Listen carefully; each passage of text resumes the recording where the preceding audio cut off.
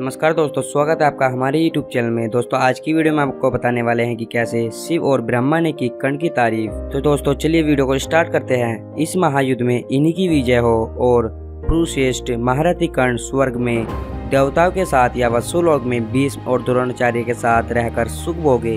हे पृथ्वीनाथ भवानीपते, शंकर ने भी ब्रह्मा के इस कथन का सहज आमोदन किया। तब त्रिलोकों के स्वामी इंद्र ने ब्रह्मा और महादेव के यह वचन सुनकर वहां पर स्थित सब प्राणियों को संबोधन करके कहा, भगवान शंकर और ब्रह्मा जो के जगत के हित के लिए हमने जो कहा है वह तुम लोगों ने सुन लिया होगा, वैसा ही होगा। उनका कथन मिथ्या नहीं हो सकता और तुम लोग घबराहट और चिंता को छोड़ दो। तब महाराज बोले, इंद्र के यह वचन सुनकर वहां उपस्थित सब प्राणियों को बड़ा आश्चर्य हुआ और वे लोग इंद्र की प्रशंसा करने लगे। अर्षि देवगण सुगंधित फूल बरसाने लगे और तुरही बजने लगी। देवता दैत्य और देवगण उन दोनों और चारों को अद्भुत युद्ध देखने के लिए आकाश में स्थित हुए। इसी समय सफेद घोड़ों की घोषित शोभा महायुद्ध में द्वितीय रथों पर विराजमान लोकप्रिय वीर श्री कृष्ण, अर्जुन, कर्ण और शल्य अलग अलग अपने श्रेष्ठ शब्दों को बजाने लगे। उनके साथ ही अन्य वीरों ने दोनों को सखंड बजाए। इसके उपरांत प्रस्थ लाख डाक रखने वाले कर्ण और अर्जुन का इंद्र और शंबरासुर के समान कायरों के मन में डर पैदा करने वाले भयानक युद्ध शुरू हो गया। दोनों वीरों के रथ पर स्थित सफेद ध्वजाएं प्रलयंकाल में उदित रहु और ग्रहों के समान शोभा प्राप्त हुई। आशीवी सांप के समान भयंकर रत्नमयी इंद्रधनुष के तुल्य कर्ण की हस्ती कवचा चिन्ह ध्वजा शोभित हो रही थी। इधर अर्जुन की ध्वजा पर स्थित मुंह फैलाए मुंह के समान वानर दांत निकालकर लोगों को डरा रहे थे और किरण युक्त महाप्रचंड सूर्य के समान धुनिरीक्ष हो रही थी। इस समय अर्जुन की ध्वजा में स्थित वानर युद्ध की इच्छा करके अपनी जगह से बड़े वेग से चलकर कर्ण की हस्ती कवचा युक्त वना पर पहुंचे और गरुड़ जैसे सांप को छीन भिन्न करे वैसे ही प्रहार करके नखे और दांतों से उन्हें नोचने लगे। कर्ण की ध्वजा में स्थित हस्ती कवचा भी वेग के युद्ध क्रोध होकर वानर की ओर चली। इस तरह उन दोनों वीरों की जान बची और लगाकर होने वाला घोर युद्ध शुरू होने लगा। पहले की ध्वजा परस्पर युद्ध करने लगी। इसी प्रकार दोनों रथों के घोड़ों पे परस्पर स्पर्धा प्रकट करके हुए हिनाने लगे। श्री कृष्ण ने शल्य की ओर और अर्जुन ने कर्ण की ओर देखा। आंखों से आंखें मिलाई। कर्ण और शल्य ने दोनों की दृष्टि अर्जुन और श्री कृष्ण की दृष्टि से दब गई।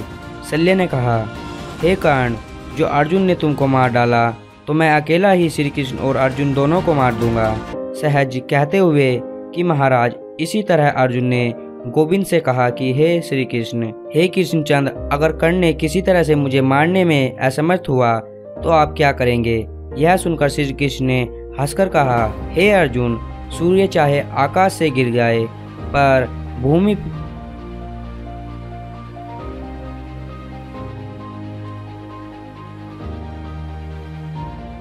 हे अर्जुन, सूर्य चाहे आकाश से गिर जाए, भूमि के चाहे टुकड़े टुकड़े हो जाए, सागर चाहे सूख जाए और आग चाहे शांत हो जाए, किंतु कर्म के हाथ तुम्हारा वध हो नहीं सकता। और अगर कर्ण किसी तरह तुम्हारा वध करने में असमर्थ हो जाएगा तो निश्चय जान लो, प्रलय हो जाएगा। मैं बिना शस्त्र लिए हाथों से ही कर्ण का और शल्य दोनों का वध करूंगा। श्री कृष्ण के यह वचन सुनकर वीर अर्जुन हंसते हुए कहने लगे, हे श्री कृष्ण, कर्ण और शल्य दोनों को मिलकर भी मेरा सामना नहीं कर सकते। इन दोनों की एकत्रित पराक्रम भी मैं अपने बाहुबल के बराबर नहीं समझता। आज आप रण में शीघ्र ही देखेंगे कि हाथी जैसे वर्ग का तोड़ ताड़ डालता हूँ, वैसे ही मैं कर्ण के रथ पर ध्वजा पताका छात्र और धनुष को बाणों से काट काट करके नष्ट कर दूंगा। आज अवश्य ही कर्ण की स्त्रियां विधवा हो जाएगी। रात को उन्होंने अवश्य ही बुरे सपने देखोगे। आप शीघ्र ही कर्ण की स्त्रियों को विधवास्थान में विलाप करते देखेंगे। कर्ण ने पहले कुरुसभा में द्रौपदी को उपस्थित देखकर मूंदवश जो आपेक्ष किए थे, हमारा उपहास किया था, उसे मैं भूला नहीं हूँ। अदूरदर्शी कर्ण ने पहले से ही आज तक हम पांडवों के साथ जो बुरा बर्ताव किया है, उससे उपरांत क्रोध की आग बर्ताव मेरे हृदय को जला करती है। आज कर्ण को मारकर मैं उस आग को बुझाऊंगा। आप अभी देखेंगे कि मैं फूले हुए पेड़ को चूर्ण करने वाला हूँ। हाथी की तरह कर्ण को मारकर पृथ्वी पर गिरा दूंगा। हे मधुसूदन, बड़े भाग्य की बात है कि जो आप विजयी हो। इस तरह के मधुर वचन सुनकर आप मुंह से शीघ्र ही सुनेंगे। आज प्रत्यंत पूर्वक सुभद्रा को, अपनी बुआ कुंती को, आंखों से आंसू भरे हुए देवी द्रौपदी को और महाराज युधिष्ठिर को अमृत तुल्य के वचनों से सांत्वना देंगे। दोस्तों आज की वीडियो में इतना ही। दोस्तों इस वीडियो का अंत यहीं हो जाता है। दोस्तों आपको मिलते हैं किसी नई वीडियो और किसी नए टॉपिक के साथ। तो दोस्तों बने हैं हमारे यूट्यूब चैनल पर, और दोस्तों हमारे यूट्यूब चैनल को सब्सक्राइब अवश्य करें।